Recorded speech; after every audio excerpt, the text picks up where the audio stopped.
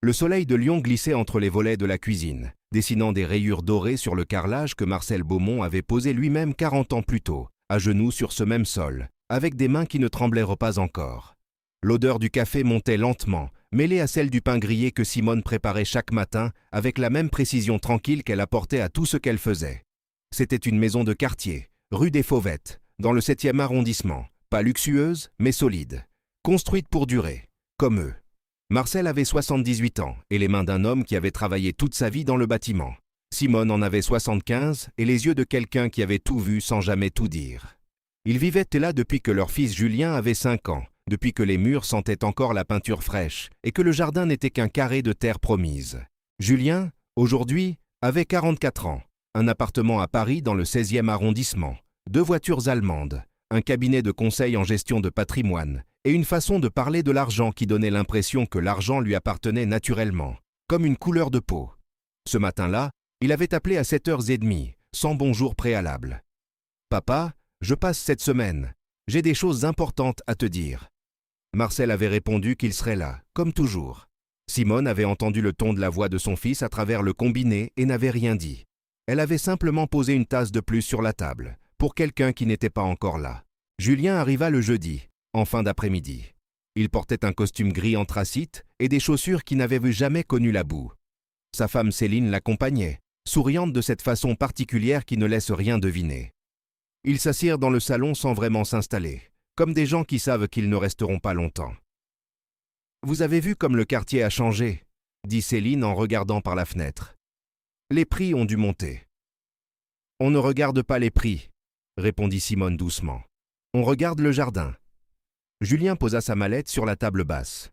Il avait cette habitude de poser des choses sur les surfaces des autres, comme pour marquer un territoire provisoire. « Papa » commença-t-il.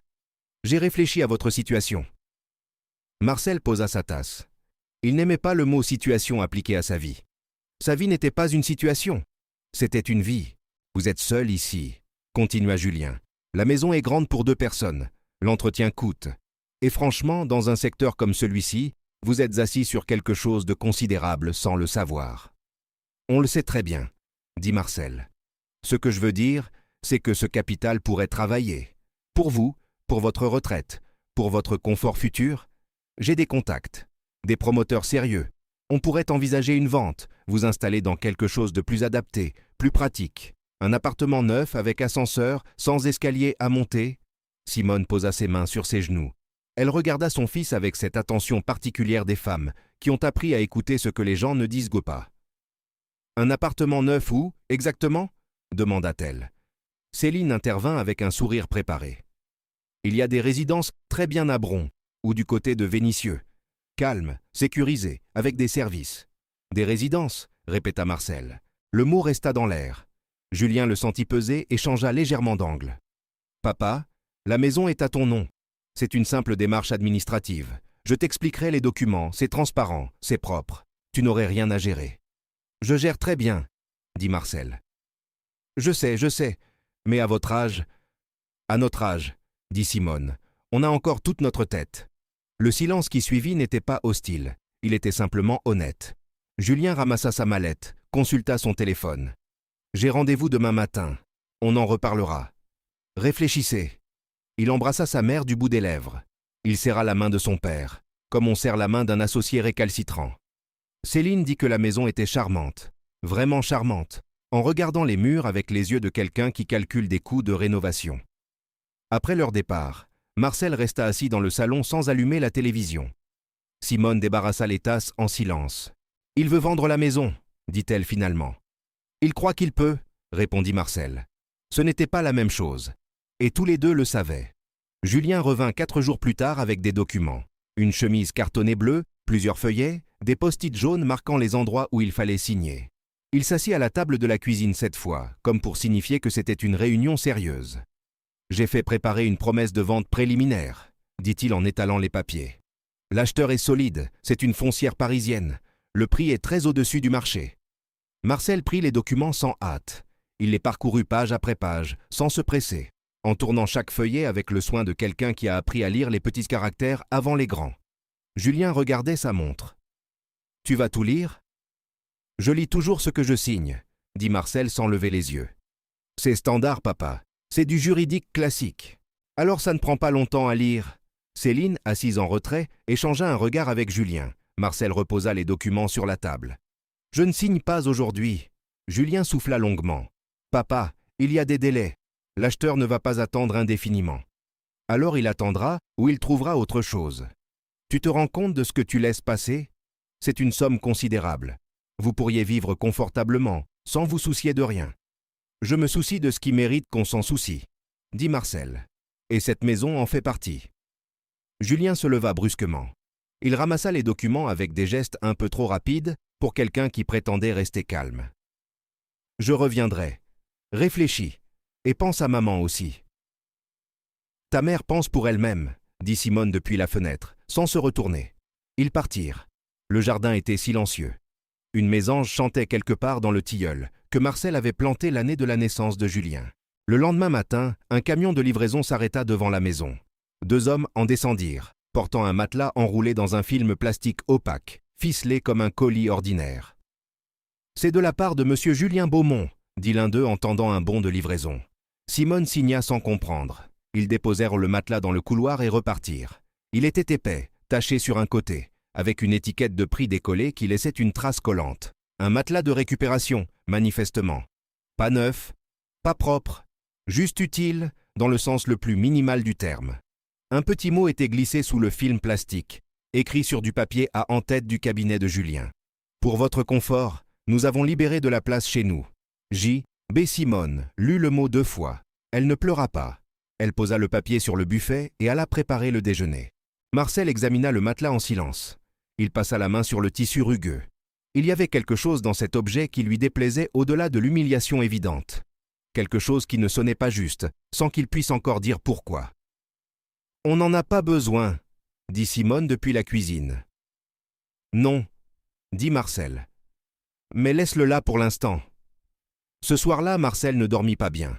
Pas à cause du mot, pas à cause de la promesse de vente, pas même à cause de son fils. Il dormit mal à cause du matelas, de son poids quand ils avaient essayé de le déplacer, de ce son sourd qu'il avait fait en cognant contre le mur du couloir. Pas le son d'un matelas ordinaire. Il se leva à 5 heures du matin, s'habilla en silence et alla dans le couloir. Il alluma la petite lampe de l'entrée et s'accroupit devant l'objet. Il pressa les 2 mains dessus, à différents endroits. La mousse cédait normalement par endroits. Mais il y avait une zone, sur le côté droit, où quelque chose résistait autrement. Pas des ressorts, pas de la mousse dense. Autre chose. Il alla chercher son couteau de chantier dans la boîte à outils du garage, celui qu'il utilisait autrefois pour couper les joints de carrelage. Il revint, s'agenouilla sur le carrelage froid et commença à ouvrir la couture latérale avec précision, sans hâte, comme il avait toujours travaillé. Simone le trouva là à 6 heures moins le quart, entouré de mousse et de tissu découpé, les mains immobiles au-dessus d'un paquet rectangulaire enveloppé dans du papier kraft, ficelé avec du raffia. Elle ne dit rien. Elle s'assit sur la chaise du couloir et attendit. Marcel défit le raffia lentement. Le papier kraft s'ouvrit. À l'intérieur, il y avait des liasses de billets, beaucoup, serrés, alignés, avec des élastiques usés. Il y avait aussi une enveloppe blanche, cachetée à la cire, avec son nom écrit dessus à l'encre bleue. Une écriture qu'il reconnut immédiatement. Pas celle de Julien, celle de son propre père. Marcel resta immobile très longtemps. Simone vit quelque chose traverser le visage de son mari, quelque chose qui n'était ni de la surprise ni de la peur, mais de la reconnaissance, comme si une pièce tombait enfin à sa place après des années d'attente. « Qu'est-ce que c'est » demanda-t-elle doucement. « C'est mon père qui me répond » dit Marcel. Il ouvrit l'enveloppe avec les mains d'un homme qui ne veut rien abîmer. La lettre était écrite sur 2 pages d'un carnet à petits carreaux, l'encre légèrement ternie par le temps. « Marcel, mon fils, si tu lis ceci, c'est que tu en as eu besoin, ou que quelqu'un autour de toi en a eu besoin à ta place. J'ai mis de côté tout ce que j'ai pu, année après année, en travaillant au port. Je ne faisais pas confiance aux banques de l'époque, et moins encore aux notaires. L'argent est là, il appartient à la maison, pas à celui qui l'habite. Utilise-le pour défendre ce qui est juste, jamais pour faire plaisir à ceux qui ne méritent pas encore qu'on leur fasse plaisir.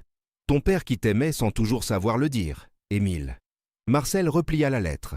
Simone pleurait en silence, sans bruit, comme elle pleurait toujours, discrètement, comme si ses larmes appartenaient à elle seule.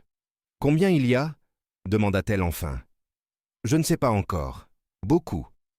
Et comment c'est arrivé là? Dans ce matelas?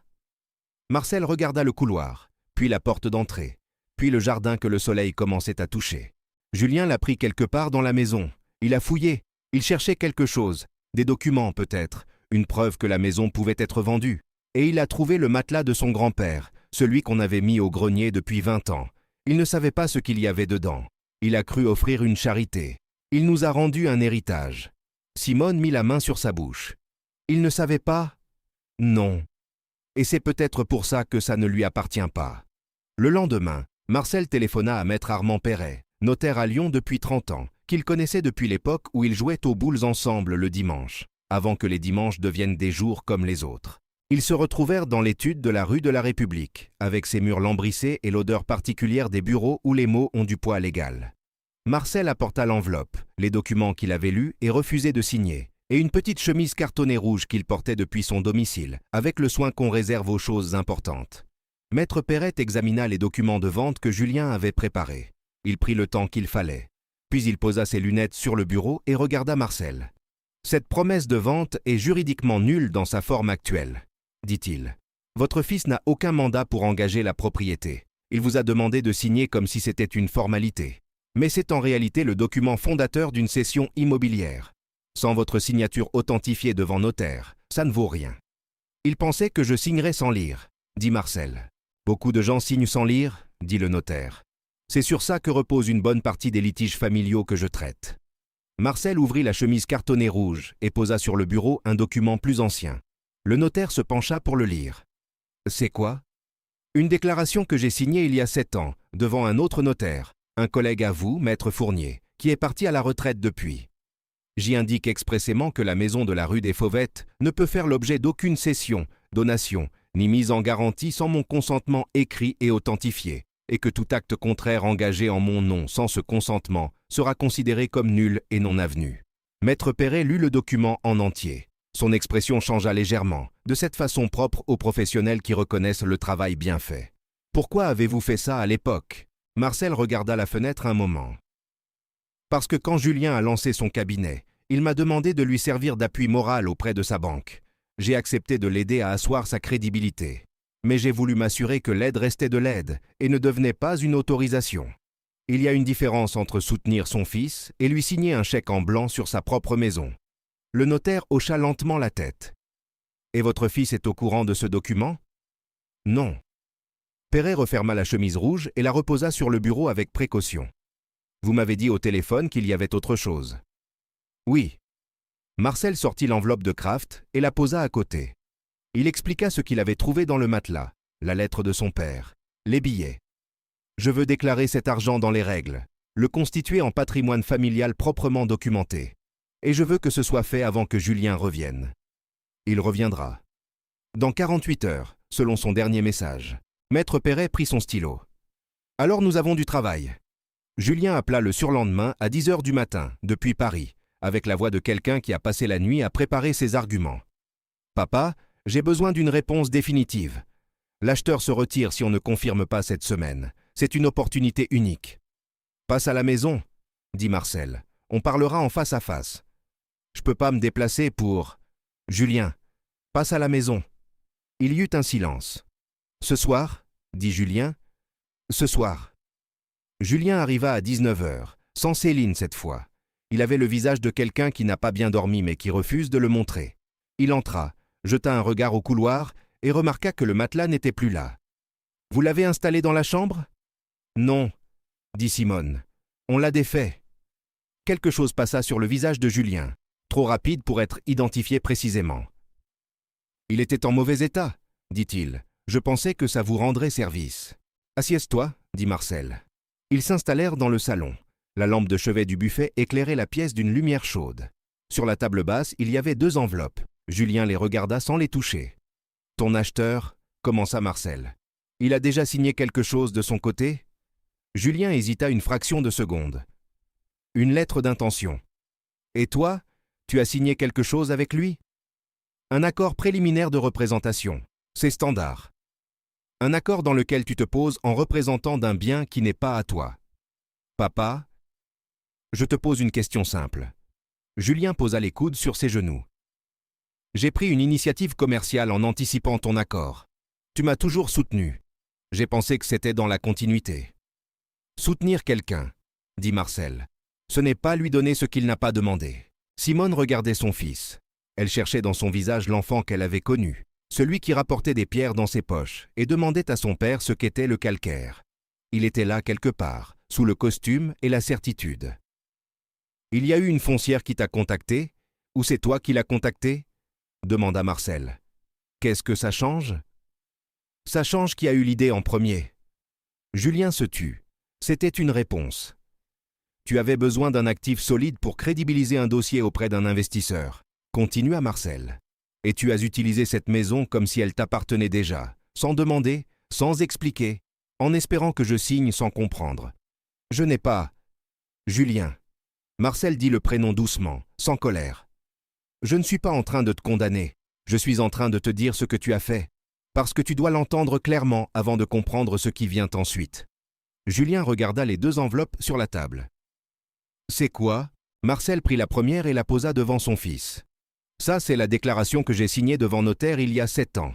Elle empêche toute cession de cette maison sans mon consentement authentifié. Ton accord préliminaire avec la foncière ne vaut rien juridiquement. Ton acheteur le saura dès que son propre juriste regardera les registres fonciers. S'il ne le sait pas déjà. Julien ouvrit l'enveloppe. Il lut le document. Sa mâchoire se serra légèrement. Pourquoi tu as fait ça ? Parce que j'aimais mon fils et que j'avais voulu l'aider sans me mettre en danger. C'était ma protection, pas ma méfiance. Julien reposa le document sur la table. Il y avait dans ses yeux quelque chose qui ressemblait à de la honte, mais qui ne voulait pas encore s'appeler comme ça. Et la deuxième enveloppe ? Marcel la prit. Il ne la donna pas tout de suite. Avant que je t'explique, je veux te poser une question. Quand tu as amené ce matelas ici, tu savais ce qu'il y avait dedans ? Julien fronça les sourcils. C'était un vieux matelas. Il était au grenier depuis des années. Je l'ai pris pour... Il s'arrêta. Il cherchait ses mots. Pourquoi ? Demanda Simone doucement. Pour vous rendre service. Vous avez un lit neuf dans la chambre. Je pensais que pour la chambre d'amis... Tu voulais nous signifier que vous faisiez de la place chez vous, dit Marcel. Que vous passiez à autre chose. Que la page de nous occuper était tournée. Julien ne répondit pas. C'était une réponse. Ce matelas appartenait à mon père, continua Marcel. Il était au grenier depuis sa mort, il y a 22 ans. Je ne l'avais pas jeté parce que certaines choses méritent qu'on les garde, même sans savoir exactement pourquoi. Julien était immobile. Ton grand-père Émile avait travaillé toute sa vie au port de Marseille. Il ne faisait pas confiance aux banques. Il mettait de l'argent de côté depuis ses 30 ans, en liquide, en lieu sûr. Et le lieu sûr qu'il avait choisi, c'était ce matelas. Le silence dans le salon était total. On entendait le tilleul dans le jardin. Il y avait aussi une lettre, dit Marcel, écrite pour moi, dans laquelle il me disait que cet argent appartenait à la maison, qu'il fallait l'utiliser pour défendre ce qui est juste. Julien mit une main sur son front. « Papa, je ne savais pas. » « Non, tu ne savais pas. Et c'est peut-être la chose la plus importante de cette conversation. » Simone se leva et alla dans la cuisine. On l'entendit sortir quelque chose du réfrigérateur, remplir un verre d'eau. Ce bruit ordinaire de la vie quotidienne qui continue pendant les moments où tout bascule. Marcel posa la deuxième enveloppe sur la table. Ça, c'est la déclaration de patrimoine que Maître Perret a préparée cette semaine. L'argent du matelas a été déclaré, inventorié, intégré dans le patrimoine familial de façon transparente et légale. Il est protégé. La maison est protégée. Et toi, tu es protégé. Julien regarda l'enveloppe sans la toucher. Protégé de quoi ? De toi-même, pour l'instant. Marcel dit ça sans ironie, avec une franchise directe. Ton accord préliminaire avec la foncière repose sur un actif que tu ne contrôles pas. Si ton investisseur a engagé des fonds sur cette base, il va demander des comptes. Et ce que tu lui diras à ce moment-là définira ce que tu es. Julien ferma les yeux une seconde. Combien de temps j'ai ? Pourquoi faire ? Pour expliquer. Pour corriger ? Marcel regarda son fils avec cet œil qu'ont les pères qui ont vieilli sans perdre leur lucidité. Tu as le temps qu'il faut pour faire les choses bien. Mais cette fois, tu les feras vraiment. Sans contourner, sans anticiper mon accord, sans traiter cette maison comme un pion. Et si je perds le client ?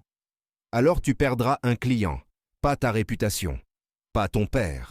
Julien resta silencieux longtemps. Dans le jardin, Le tilleul bougea sous une brise légère. Simone revint avec 3 verres d'eau et s'assit. Elle ne cherchait pas à combler le silence. Elle laissait les choses exister à leur rythme. « Grand-père Émile » dit enfin Julien, avec une voix qui n'avait plus rien du cabinet de conseil. Je ne le connaissais presque pas. Il est mort quand j'avais 22 ans. « Tu étais à Paris pour tes études » dit Simone. « Tu n'as pas pu venir à l'enterrement ?»« J'avais des examens. »« Je sais. J'ai jamais vraiment su qui il était. » Marcel se leva et alla dans le couloir. Il revint avec quelque chose qu'il posa sur la table à côté des enveloppes. Un vieux carnet à couverture noire, les coins arrondis par les années. C'était dans le matelas aussi, entre les liasses. Je ne t'en avais pas encore parlé. Julien prit le carnet avec hésitation, comme s'il pouvait se briser. Il l'ouvrit. C'était un journal, tenu de façon irrégulière, avec des entrées espacées parfois de plusieurs mois. L'écriture était celle d'un homme qui avait appris à écrire tard, les lettres appliquées, légèrement penchées. 15 mars 1971. 3e mois sans prime. J'ai mis de côté quand même. Pas beaucoup, mais quelque chose. Mon père me disait toujours que l'argent qu'on garde dans la main, c'est celui qu'on voit partir, celui qu'on garde ailleurs. On oublie qu'on l'a, et ça devient de la solidité. 4 novembre 1978. Marcel a eu son brevet. Il veut travailler dans le bâtiment. Je lui ai dit que c'est un bon métier, que les maisons restent quand les hommes passent. Il m'a regardé comme si c'était la première fois qu'il m'écoutait vraiment. 12 juin 1989. On a visité la maison de la rue des Fauvettes avec Marcel et Simone. C'est là qu'il faut qu'ils aillent. Le quartier est calme, le jardin est bien exposé. Je lui ai dit que c'était une maison pour y rester. Il a souri. Je crois qu'il a compris. Julien s'arrêta de lire. Il reposa le carnet sur la table et garda les mains dessus, à plat, comme pour sentir quelque chose à travers le papier. « Il a écrit sur la maison, » dit-il. « Il savait que c'était là que tu grandirais, » dit Marcel. Il n'a pas dit grand-chose de son vivant. Il écrivait à la place. Le silence qui s'installa cette fois était différent de tous les précédents. Ce n'était plus un silence de confrontation ni de calcul. C'était le silence de quelqu'un qui réalise qu'il a failli passer à côté de quelque chose de fondamental. « Qu'est-ce que je dois faire ?» dit Julien. Pas une question rhétorique, une vraie question. Marcel se rassit. « Tu appelles ton investisseur demain matin. Tu lui expliques qu'il y a eu une erreur d'appréciation dans le montage du dossier, que la propriété en question n'était pas disponible à la vente. Tu ne mens pas, tu ne noies pas le poisson. Tu dis ce qui s'est passé. Il va retirer ses fonds. Peut-être. Mais il ne retirera pas le respect qu'il peut avoir pour quelqu'un qui corrige une erreur avant qu'elle devienne un scandale. Dans ton métier, Julien, la réputation dure plus longtemps que les contrats. » Julien regarda ses mains. Ses mains qui signaient des documents depuis 10 ans, qui serraient des mains dans des salles de réunion vitrées, qui tapaient dans des chiffres sur des écrans. « Et pour vous ?» Simone répondit à sa place. « On est là, mon grand. On a toujours été là. Je vous ai traité comme un actif. Tu t'es comporté comme quelqu'un qui a oublié où il a grandi, » dit Marcel. « C'est corrigeable. » Julien ne repartit pas ce soir-là. Il resta à dîner. Simone prépara une tarte aux poireaux, ce qu'elle faisait les soirs importants depuis toujours, et personne ne remarqua le geste, mais tout le monde le ressentit. Ils parlèrent de choses ordinaires, du jardin, du tilleul qui avait besoin d'être taillé, d'un film que Simone avait regardé la veille. Julien aida à débarrasser la table, ce qu'il ne faisait plus depuis l'adolescence. Avant de partir, il s'arrêta dans le couloir où le matelas avait été. Le carrelage était intact, propre, comme si l'objet n'avait jamais été là. « Grand-père Émile, il savait que je lirais un jour ce carnet ?» « Il ne savait pas, » dit Marcel. « Mais il écrivait comme si quelqu'un lirait. C'est peut-être ça, écrire. » Julien enfila sa veste. Il serra la main de son père, mais cette fois différemment. Pas la poignée de l'associé récalcitrant. Quelque chose de plus ancien, de plus simple. « Je répare ce que j'ai mal fait. »« Je sais, » dit Marcel. Dans les semaines qui suivirent, Julien appela son investisseur et lui expliqua la situation avec une franchise qui surprit tout le monde, y compris lui-même. L'investisseur retira effectivement sa mise initiale, mais sans animosité, reconnaissant la correction rapide. Le montage financier s'effondra dans une forme ordonnée, sans fracas public, sans procédure. Julien perdit un projet mais garda sa crédibilité intacte. Il revint à Lyon un dimanche, sans costume cette fois, avec des vêtements qu'on porte quand on n'a rien à prouver. Il apporta du fromage de chez un artisan qu'il avait découvert sur la route et une bouteille de Côte-du-Rhône, parce que c'était ce que son père aimait. Ils déjeunèrent dans le jardin, sous le tilleul. Marcel avait sorti la vieille table de jardin en fer forgé qu'il avait achetée dans une brocante en 1992 et que Julien, adolescent, avait trouvée ridicule. « Elle est belle, cette table », dit Julien. Marcel leva les yeux par-dessus son verre. « Elle a toujours été belle. » Céline était venue aussi. Elle regardait le jardin différemment de la première fois, pas en estimant les mètres carrés, en regardant simplement les fleurs que Simone avait plantées le long du mur, les hortensias bleues qui prenaient à la lumière de l'après-midi. « Vous n'avez jamais pensé à vendre, vraiment ?» demanda-t-elle, sans calcul cette fois, juste par curiosité. « Non, » dit Simone. « On a pensé à vieillir ici. C'est différent ?» Céline hocha la tête. Elle comprit quelque chose à ce moment-là, quelque chose que les chiffres n'expriment pas. Le carnet d'Émile était posé sur le buffet du salon, à l'intérieur. Julien le lirait entièrement dans les mois suivants, quelques pages à la fois, comme on lit quelque chose qui vous appartient, sans que vous le sachiez encore. Il y avait une dernière entrée, datée d'octobre 2001, 2 ans avant la mort d'Émile. L'écriture y était moins assurée, les lettres plus espacées, comme si chaque mot avait demandé un effort particulier. Je ne sais pas ce que deviendra Marcel. Je ne saurais pas ce que deviendront ses enfants. Mais je sais que cette maison a été construite avec du temps et de la patience, et que ce qui est construit comme ça ne tombe pas facilement. L'argent dans le matelas, c'est pour les moments où quelqu'un essaiera de faire croire que la solidité a un prix. Elle n'en a pas. Elle a une valeur. Ce n'est pas la même chose. Émile Beaumont, portefaix retraité, qui a travaillé honnêtement et dormi tranquille. Marcel avait lu cette page le premier soir, seul dans le couloir, à genoux sur le carrelage, avec le couteau de chantier posé à côté de lui. Il n'avait rien dit à Simone ce soir-là. Certaines choses se reçoivent d'abord en silence avant de pouvoir être partagées. La maison de la rue des Fauvettes n'avait pas changé. Les volets étaient les mêmes, le tilleul avait simplement grandi d'une saison de plus, et la lumière du soir continuait de tomber sur le carrelage de la cuisine, comme elle l'avait toujours fait, sans se demander si quelqu'un regardait. Ce que l'argent construit en quelques mois, le caractère met des années à l'égaler. Et parfois, il faut qu'un fils perde quelque chose d'important pour comprendre ce que son père n'a jamais eu besoin d'expliquer. Parce que la vraie transmission ne passe pas par les signatures. Elle passe par les matins où on lit ce que les autres ont écrit en silence, par les dimanches où on revient sans agenda, par les gestes ordinaires d'une femme qui pose une tasse supplémentaire sur la table pour quelqu'un qui n'est pas encore rentré. Et parce que parfois, les pères les plus prévoyants sont ceux qu'on n'a jamais vraiment pris le temps de connaître de leur vivant, mais dont les mots nous retrouvent quand on en a le plus besoin, pliés en 4 dans un vieux matelas, écrits pour personne en particulier, et pour nous en particulier, comme seuls savent écrire ceux qui ont beaucoup travaillé et peu parlé.